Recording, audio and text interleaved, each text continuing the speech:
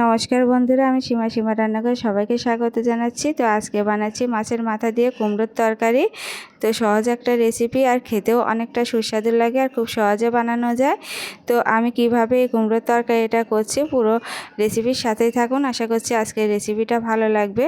তো আমি কুমড়োটাকে প্রথমে ফেলে নিলাম, এবারে আমি কেটে নেব। কিভাবে আমি কুমড়োটা কেটে নিচ্ছি পুরো প্রসেসটা আপনাদের দেখিয়ে দিচ্ছি। তো আমি বটি দিয়ে তরকারিগুলো কেটে থাকি। তো এইভাবে আমি কুমড়োটাকে প্রথমে কেটে আগে জলে ধুয়ে পরিষ্কার করে নেব।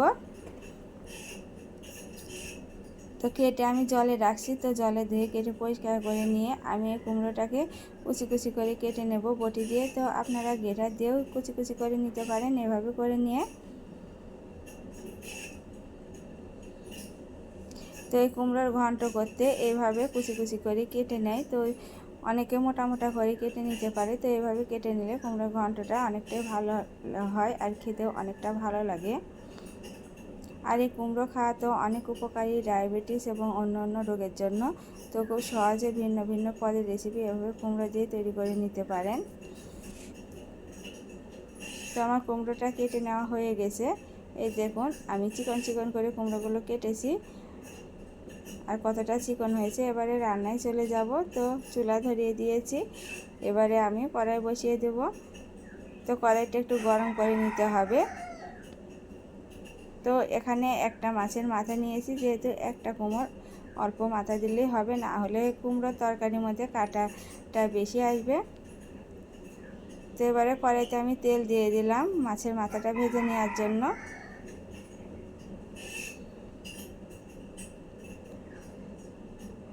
তো এখানে একটা টিপস বলে দিই, যখন মাছ ভাজবেন কড়াইটাকে একটু ভালো করে গরম করে নেবেন এবং তেলটাকে একটু ভালো করে গরম করে নিলে মাছ দিলে মাছগুলো লেগেও যাবে না এবং ভাজা ভালো হবে। এবারে আমি ফোড়ন দিয়ে নেব। তো ফোড়নের জন্য আমি শুকনো মরিচ এবং তেজপাতা দিয়ে নিলাম। তো শুকনো মরিচ তেজপাতা যখন লাল হয়ে আসবে এবারে দিয়ে দিলাম পাঁচফোড়ন। তো পাঁচফোড়ন পুড়ে গিয়েছে, এবারে আমি কাঁচামরিচগুলো দিয়ে দিলাম। তো কাঁচামরিচটা আগে দিয়ে একটু নেড়ে চেড়ে নিলে এর টেস্টটা ভালো আসে, না হলে তরকারির সাথে একসাথে দিলে পরে এর ঝালটা অনেকটাই বেশি হয়। তো কুমড়োটাকে দিয়ে আমি একটু নেড়ে চেড়ে নিচ্ছি। আর কুমড়ো থেকে অনেকটা জল বের হবে। তো এতে কোনো জল ব্যবহার করা লাগবে না, শুধু থালটা একটু ধুয়ে সামান্য একটু জল দিলেই হবে। তো আমি এতে এবার অ্যাড করব পরিমাণ মতো হলুদ এবং পরিমাণ মতো লবণ। তো সবগুলো উপকরণ দিয়ে এবারে নেড়ে চেড়ে আমি ঢাকা দিয়ে রেখে দেব 10 মিনিটের মতো।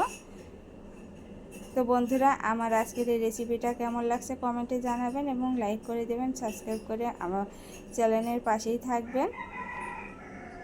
আর যারা ফেসবুক থেকে দেখছেন আমার চ্যানেলটিকে লাইক এবং শেয়ার করে দেবেন।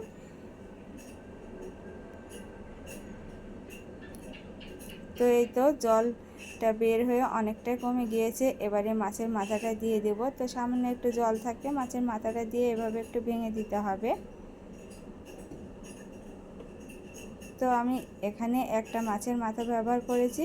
তো বেশি মাছের মাথা দিলে এই কুমড়োর তরকারির মধ্যে শুধু কাঁটা কাটাই হয়। তো সেজন্য অল্প একটা মাছের মাথা দিলাম। এবারে সামান্য জিরা ভাজা দিয়ে এভাবে নেড়ে চেড়ে নেব। আর দেখে বুঝতেই পারছেন কুমড়োর ঘন্টটা কত সুন্দর হয়েছে। তো এবারে নামিয়ে নেব। তো আমার আজকের রেসিপিটা কেমন লাগছে কমেন্টে জানাবেন। আর এরকম নিত্য নতুন রেসিপি পেতে অবশ্যই আমার চ্যানেলের সাথেই থাকবেন। আমার চ্যানেলটিকে সাবস্ক্রাইব করে পাশের বেল বাটনটা অন করে রাখবেন, যখনই কোনো নতুন ভিডিও ছাড়বো সবার আগে দেখতে পাবেন। তো এই ছিল আজকের রেসিপি। সবাই ভালো থাকবেন, সুস্থ থাকবেন। নমস্কার।